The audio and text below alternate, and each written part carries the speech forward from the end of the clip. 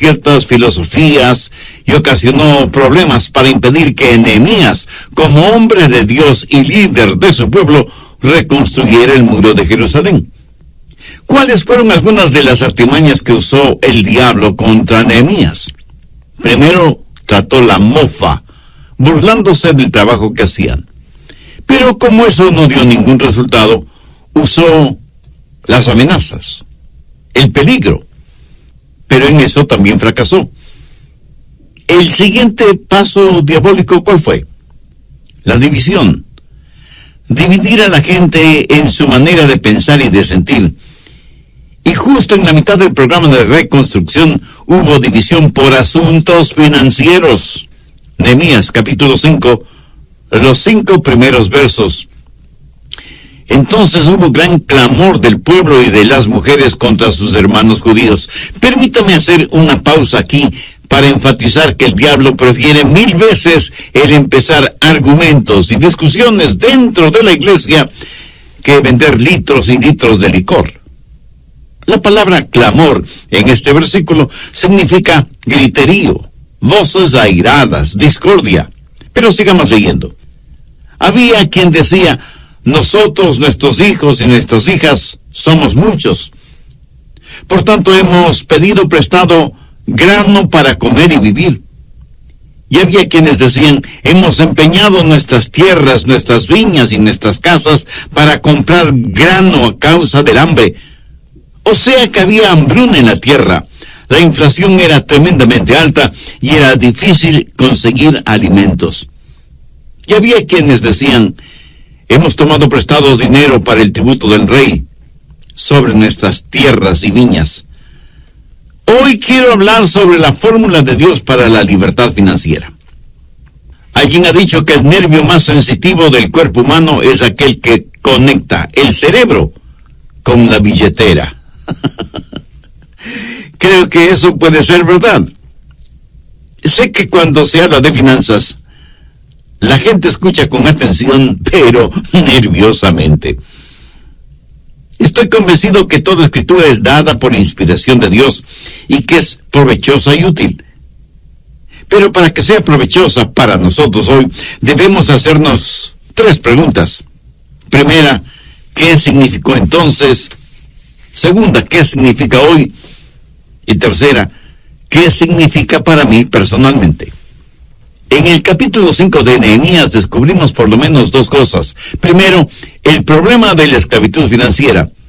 Y segundo, los principios de la libertad financiera.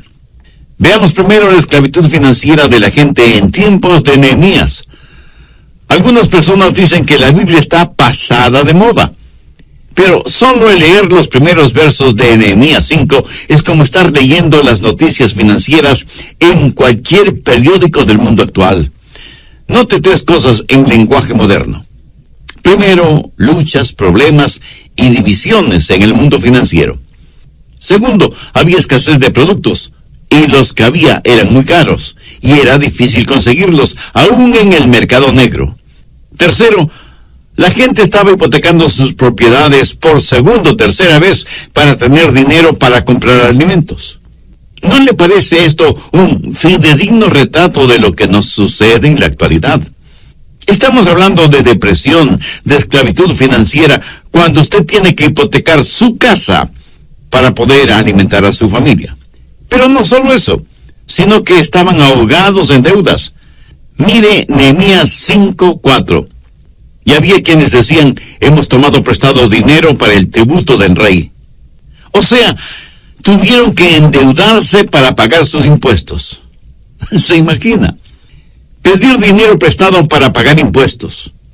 Note que los impuestos gravosos no son ninguna cosa nueva. Existen desde hace mucho, mucho tiempo.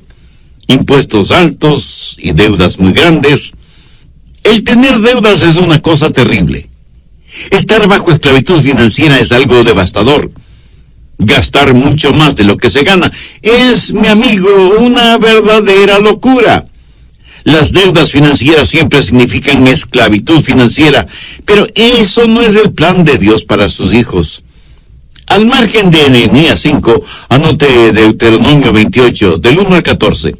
descubrirá que Dios no quiere que usted sea el que debe, sino el que preste.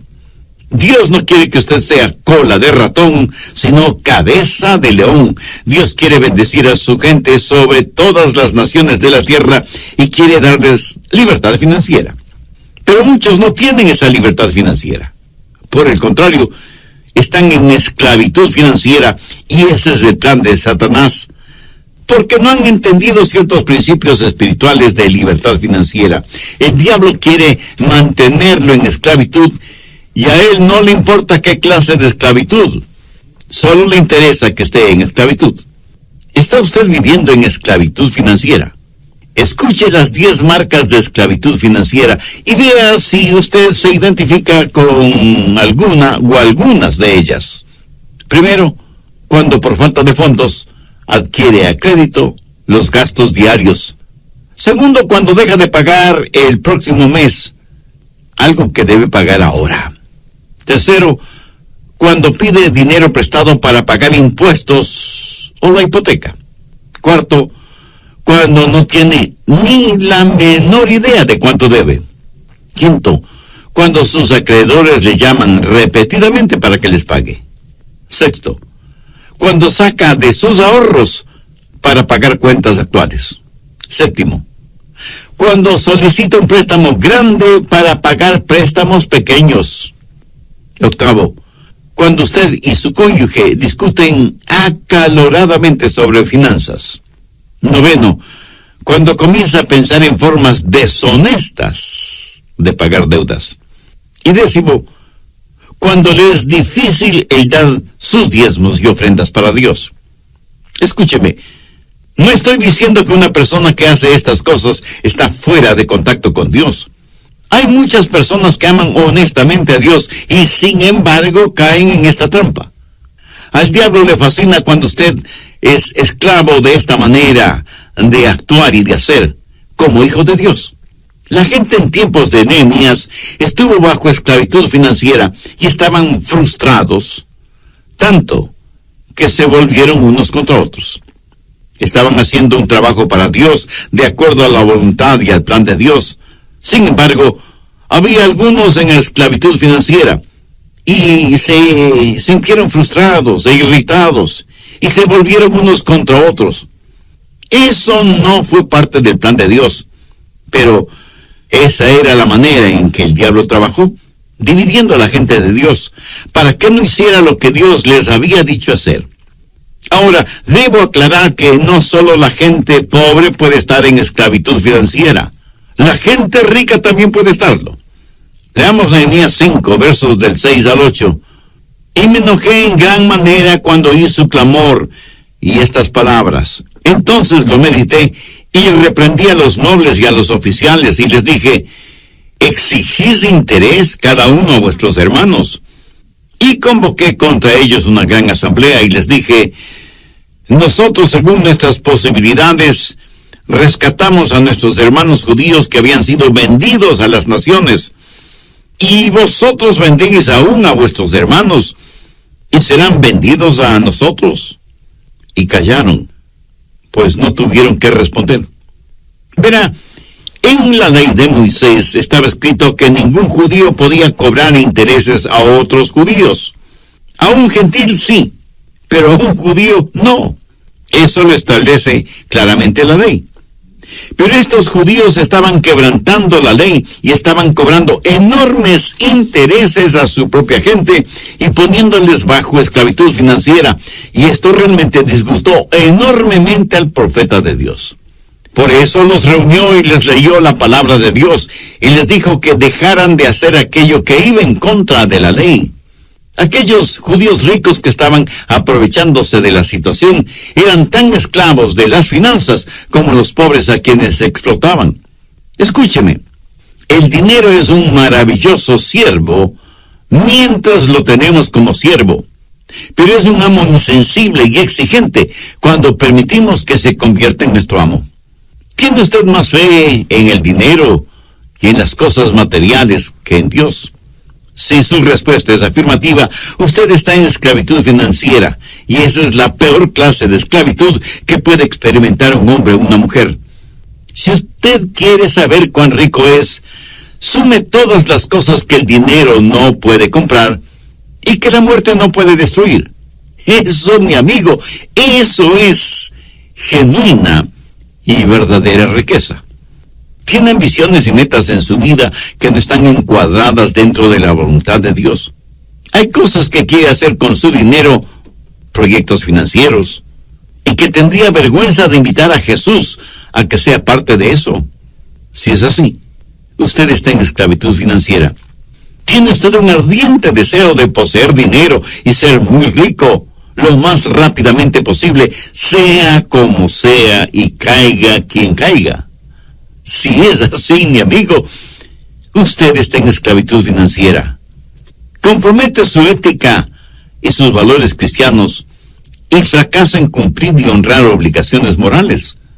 Si es así, usted está en esclavitud financiera. Me conmovió mucho la noticia de prensa acerca de un muy distinguido hombre de negocios que renunció a la presidencia de una importante institución por no creer y por lo tanto negarse a promocionar la construcción de un nuevo casino. Y di gracias a Dios por este hombre. Y aunque la institución tenía legalizados todos los papeles, o sea que estaba actuando dentro de los parámetros de la ley, este hombre tuvo firmes y fuertes convicciones espirituales, morales y éticas como para no querer ser parte de eso y prefirió renunciar. Por supuesto, le aceptaron la renuncia. Alguna gente muy pobre está en esclavitud financiera. Alguna gente muy rica está en esclavitud financiera. El diablo las tiene a todas. A los primeros los esclaviza por la falta de dinero y a los segundos los esclaviza por el exceso de dinero. Nehemías estaba realmente enojado con los judíos ricos y los nobles que estaban extorsionando a sus propios hermanos. Y en el verso 14 les llama la atención para que vean cómo él vivía. Nehemías no fue la clase de líder que dice: no hagan lo que yo hago, hagan lo que yo digo. Él fue la clase de líder que, como el apóstol Pablo, pudo decir: seguidme, porque yo sigo a Cristo. Veamos cómo vivió este gran líder, este gran hombre de Dios, Nehemías. Y hay algunos principios que quiero que veamos juntos. Creo que son magníficos principios porque son principios para la libertad financiera. Y cada hijo de Dios debe estar financieramente libre, porque Pablo dice en Filipenses 4:19, mi Dios pues suplirá todo lo que os falte conforme a sus riquezas en gloria en Cristo Jesús. Bien, veamos primero el principio de prioridad. Nehemías 5, versos 14 y 15. También desde el día que me mandó el rey que fuese gobernador de ellos en la tierra de Judá, desde el año 20 del rey Artajerjes hasta el año 32, 12 años, ni yo ni mis hermanos comimos el pan del gobernador. Pero los primeros gobernadores que fueron antes de mí abrumaron al pueblo y tomaron de ellos por el pan y por el vino más de 40 siclos de plata. Y aún sus criados se enseñoreaban del pueblo. Pero yo no hice así a causa del temor de Dios. Aquí Nehemías dice que, habiendo sido nombrado gobernador de ese territorio por el mismo rey Artajerjes, tenía todo el derecho de cobrar impuestos al pueblo para cubrir sus necesidades personales. O sea, tenía derecho a un salario, tal y como los anteriores gobernadores lo habían hecho. Pero note lo que Nehemías dijo: pero yo no lo hice así, a causa del temor a Dios. Nehemías tenía ciertos derechos, privilegios y prerrogativas, pero él no los utilizó. Él se rehusó a tomar lo que por derecho le pertenecía, por temor a Dios. ¿Qué quiso decir con eso? Que estando en tal estado de emergencia y habiendo tantos problemas, él estaba decidido a olvidarse de sus derechos, a fin de que Dios fuera glorificado. En otras palabras, él estaba poniendo a Dios primero. Tenía sus prioridades en orden. Dios es primero sobre todas las cosas. Mi amigo, mi amiga, ¿está usted dispuesto a hacer lo mismo? ¿Dispuesto a poner de lado sus derechos financieros y darle el primer lugar a Dios? ¿Desea usted libertad financiera? Pues mire lo que Jesús dice al respecto en Mateo 6:33. Mas buscad primeramente el reino de Dios y su justicia, y todas estas cosas os serán añadidas. El Dios Todopoderoso no trabajará desde un segundo lugar. Y mientras usted tenga su negocio, sus planes, sus deseos, su familia, sus ambiciones como cosa prioritaria en su vida, nunca tendrá libertad financiera. Pero Jesús ha prometido que si usted tiene sus prioridades con Dios como la primerísima prioridad, y busca primero el reino de Dios y su justicia, todas las cosas correctas que anhela le serán concedidas.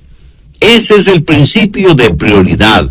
Nehemías miró a las cosas que pudo haber hecho o tenido, pero no las quiso ni las tuvo porque quería glorificar a Dios. El temor de Dios, la voluntad de Dios, significó más para él que ninguna otra cosa. Si el dinero es su meta, si el dinero es su Dios, usted nunca tendrá libertad financiera.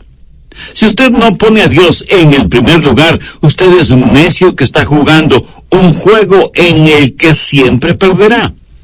Un hombre cierta vez dijo: es muy difícil para mí esto de confiar, de tener fe.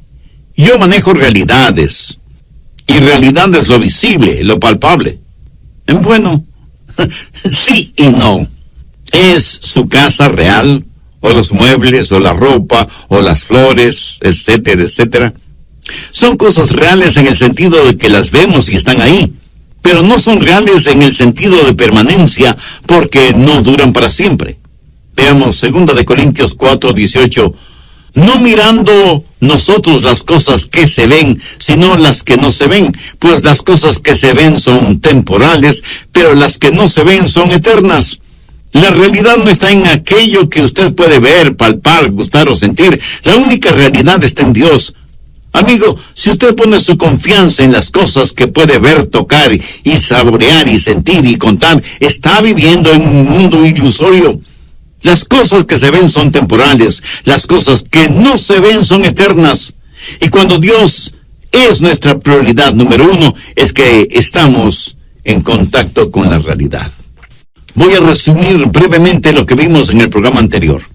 Recuerde que estamos estudiando la vida de Nehemías, especialmente con lo que tiene que ver la reconstrucción del muro y de las puertas de la ciudad de Jerusalén. Estamos en el capítulo 5 de Nehemías. No se olvide que él era gobernador en el reino de Artajerjes en Persia y había escuchado de labios de aquellos que venían desde Jerusalén cómo la muralla y las puertas de la ciudad estaban destruidas. Nehemías, siendo un judío y hombre de Dios, sintió que su responsabilidad era hacer algo por su ciudad. Y como líder, convocó a los judíos para que le ayudaran en esa tarea. ¿Cómo vivió este gran hombre de Dios y extraordinario líder? En su vida hay algunos principios que quiero que los veamos juntos, porque creo que son magníficos principios para la libertad financiera. Y al término del programa anterior vimos el primer principio, el principio de la prioridad, o sea, tener como primerísima prioridad a Dios.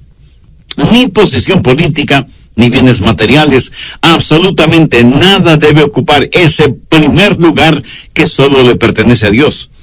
Y aunque Nehemías prestaba sus servicios como gobernador en un reino terrenal, era súbdito de un rey y un reino celestial. Entonces, el primer principio fue el principio de prioridad. Segundo, el principio de industriosidad o de laboriosidad. Nehemías 5:16. También en la obra de este muro restauré mi parte. Si su meta es tener suficiente dinero en el banco para no tener que trabajar más, es que no ha entendido de qué se trata la vida. Sabe que hay miles de personas que han hecho arreglos para no tener que trabajar nunca más. Sabe que la Biblia dice que hay que trabajar 6 días, pero también dice que hay que descansar. ¿Sabe por qué muchos no tienen libertad financiera? Porque piensan que trabajo es una mala palabra. En serio. Algunas personas no reconocen una oportunidad porque viene con ropa de trabajo. Hay mucha gente, aún en círculos religiosos, que buscan posiciones importantes, pero que no signifiquen demasiado trabajo. Y detrás del deseo de muchas personas de ganar miles o millones en diferentes loterías o en los casinos, está el anhelo de tener mucho dinero para no tener que trabajar. Se olvidan que significa aún más trabajo el cuidar el dinero. Nehemías financieramente estaba muy bien, debido a su alto cargo en el gobierno del rey, pero no tuvo ninguna vacilación de ir hasta Jerusalén y ponerse ropa de trabajo para reconstruir el muro. ¿Sabe cuál es el verdadero problema, especialmente en países desarrollados, afluentes y ricos? Que muchas personas viven exclusivamente de la ayuda que les da el gobierno. Y como reciben dinero sin trabajar, piensan que serían unos verdaderos tontos si buscaran trabajo, porque el gobierno dejaría de darles lo que les da.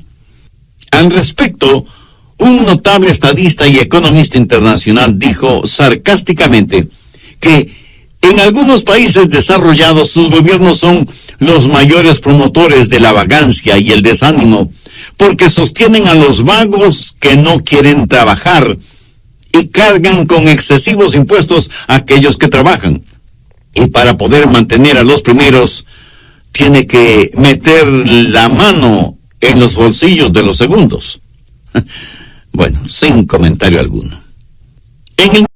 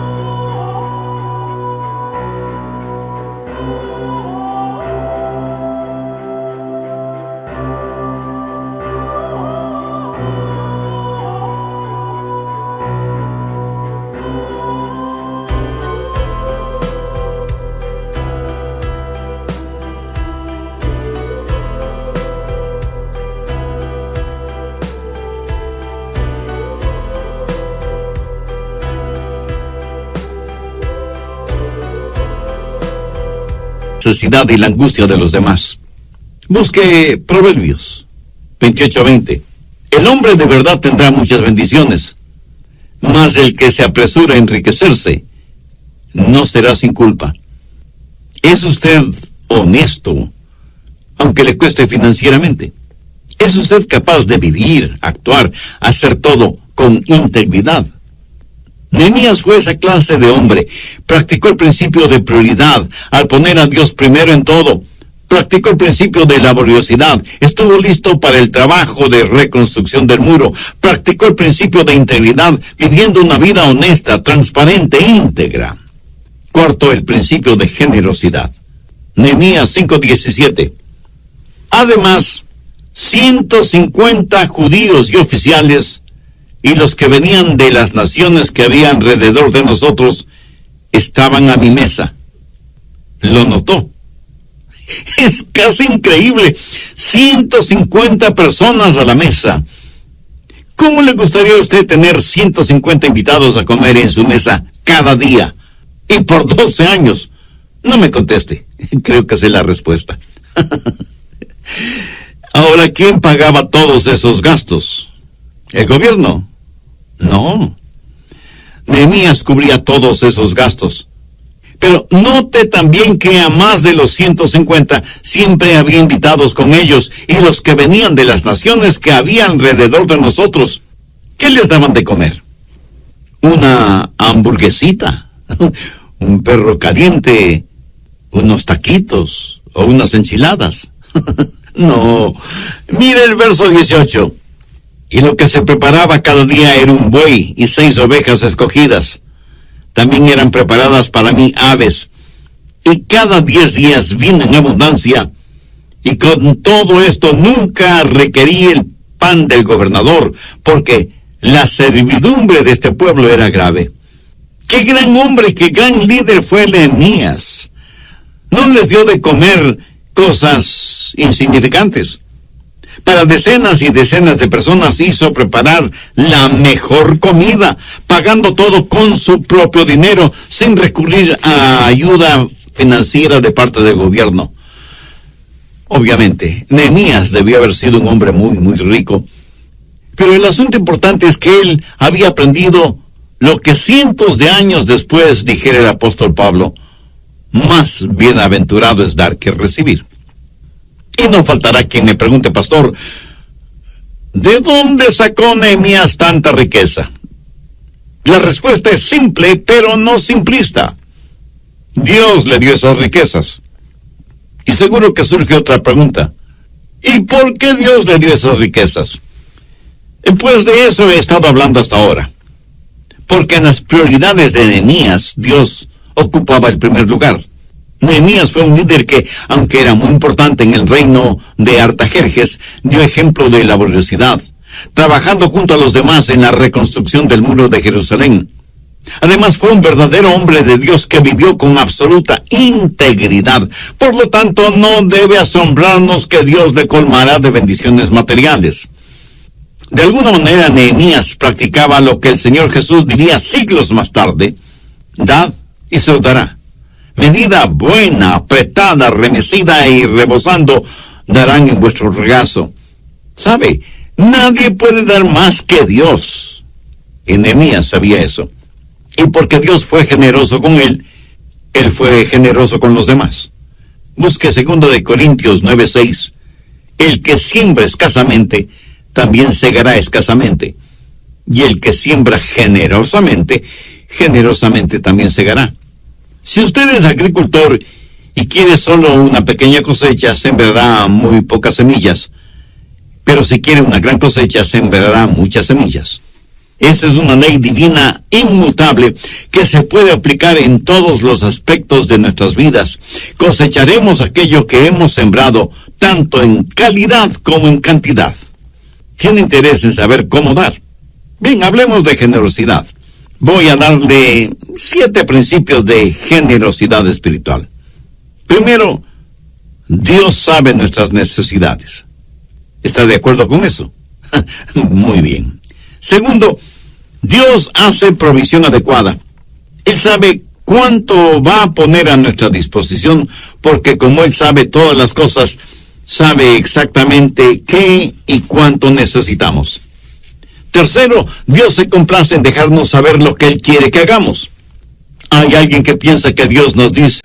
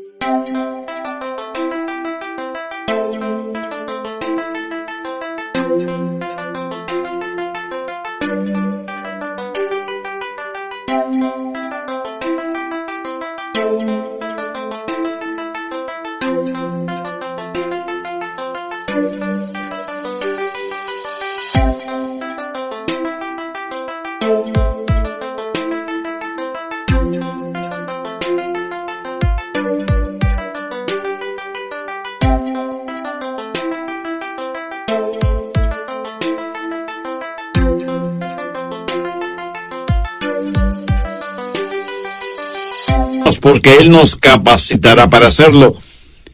La verdadera generosidad siempre glorificará a Dios y hará que el creyente crezca. Yo creo que esa fue la clase de generosidad que Nehemías practicó. ¿Por qué? Porque él estuvo en contacto con Dios día tras día. Lo mismo estando en el palacio que estando en la muralla. Cuarto, el principio de dependencia. Nehemías 5:19. Acuérdate de mí para bien, Dios mío, y de todo lo que hice por este pueblo. ¿Cree usted que Dios se olvida de su generosidad? De ninguna manera. Nehemías dependía de las promesas de Dios. Para su recompensa, Él no estaba confiando en ningún hombre, dependía de Dios para sus necesidades y porque había puesto a Dios como prioridad número 1 en su vida. También tenía la confianza como para acercarse a Dios y pedirle sus bendiciones. Salmo 35:27. Canten y alégrense los que están a favor de mi justa causa, y digan siempre: sea exaltado Jehová, que ama la paz de su siervo. Este es un versículo maravilloso. Dios debe por siempre ser exaltado y magnificado, porque Él se alegra y se goza en la prosperidad de sus siervos. Si usted es una persona honestamente próspera, Dios siente satisfacción por su prosperidad. Dios no quiere que usted viva en esclavitud financiera. Él quiere liberarlo de esa esclavitud. Estos principios, el de la prioridad, el de la laboriosidad, el de la integridad, el de la generosidad y el de la dependencia, si los ponen diariamente en práctica, le puedo asegurar por experiencia propia que revolucionarán su vida espiritual y su vida financiera. Si usted aún no es un hijo o una hija de Dios, sabe que puede hacer esa decisión ahora mismo. Le invito a hacer una sencilla oración como la siguiente. Recuerde que Dios le escucha. Diga: querido Dios, dueño de todo cuanto existe en el universo, vengo a ti sabiendo que soy un pecador, que estoy perdido y que soy muy pobre espiritualmente. Vengo en busca de tu gracia y de tu misericordia. Señor Jesús, tú entregaste tu preciosa vida en la cruz del Calvario para con tu sacrificio